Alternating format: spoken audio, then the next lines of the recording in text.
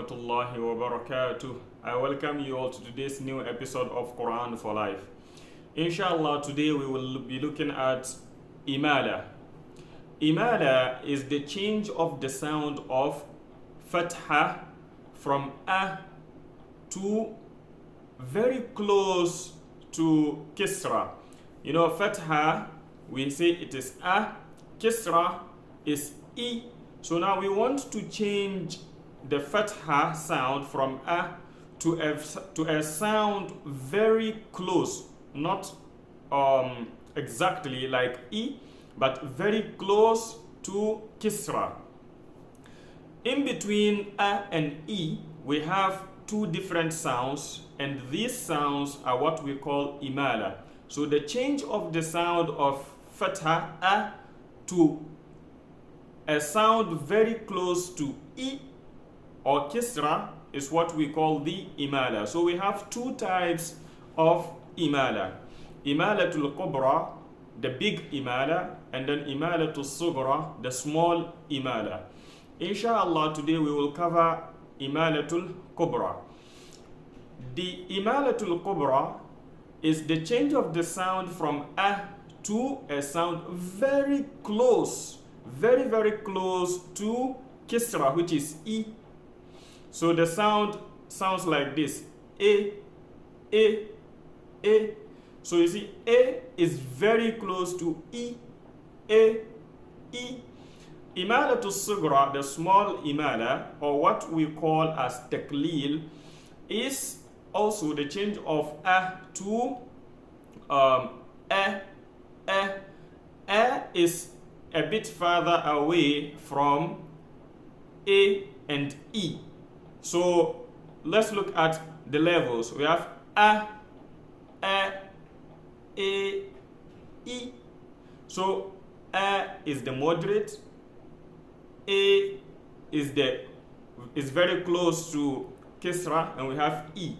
So these two sounds that are between a and e is what we refer to as imala al-kubra and imala al-sugra.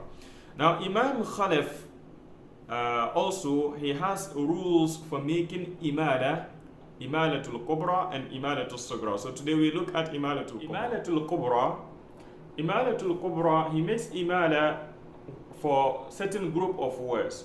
These words are words that are called dhawatil ya. They are a group of words that have ya. These words can be categorized into two: those that end in alif maksura and those that are just written in the form of ya. They can be further categorized into two: the words can be nouns or verbs. For nouns, if the ending of the word, the noun word, is alif al-maksura, the rule is that you have to change the alif maksura to the double sound words in Arabic called al-muthanna, double. So for example, al-huda ends in alif al-maksura. We want to know that the original word, is it in the form of ya? If it is in the form of ya, then we make imala for them. So al-huda, it ends in alif al-maksura. When we change it to the double sound, it becomes al-hudayan. So you see, al-hudayan, the ya has appeared. It is not al-hudawan.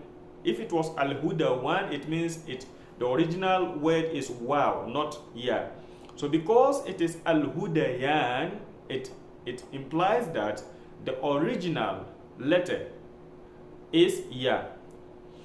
Another example, al-fata ends in alif al-maksura.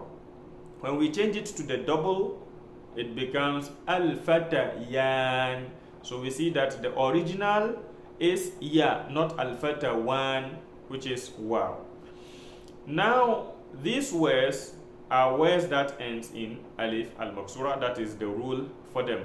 Let's look at verbs for the same group of words that ends in alif al-maksura. For example, asa.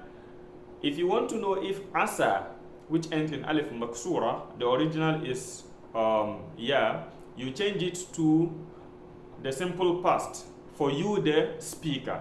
So asa becomes asaitu.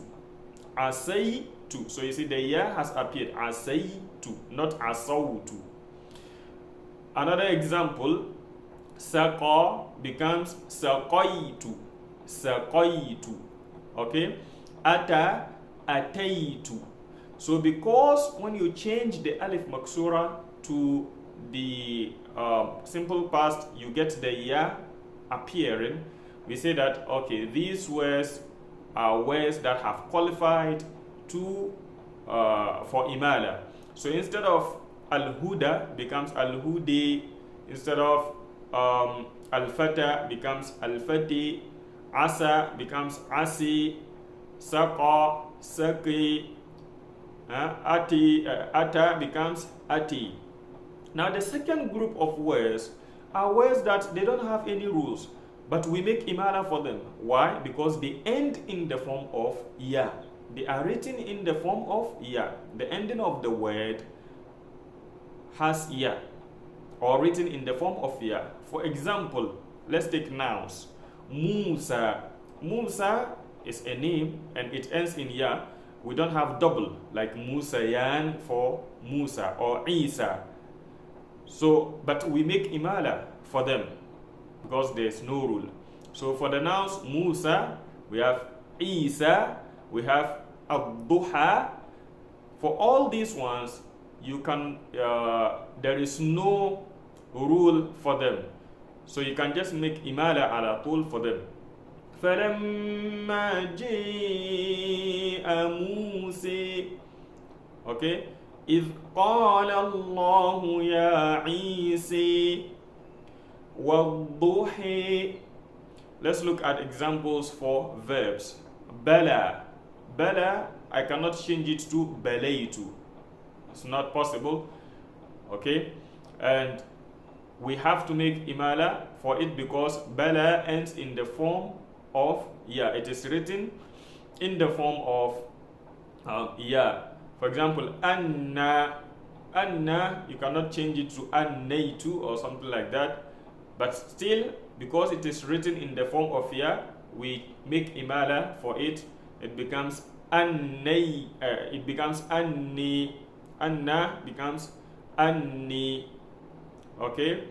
So, these words do not follow the previous rule for alif al-maksura. For alif al-maksura, you change it to the double sound if it is a noun, and if it is a verb, you change it to you, the speaker. So this is part 1 for imala. In our next episode, inshallah, we will look at special words. They don't have rule. Special words that Imam Khalaf makes imala for them, and we also look at imala as-sughra, inshallah. أعوذ بالله من الشيطان الرجيم. بسم الله الرحمن الرحيم. والضحى والليل إذا سجى ما ودعك ربك وما قلى وللآخرة خير لك من الأولى ولسوف يعطيك ربك فترضي ألم يجدك يتيما فاوي ووجدك ضالا فهدي ووجدك عائلا فأغني فأما اليتيم فلا تقهر وأما السائل فلا تنهر وأما بنعمة ربك فحدث.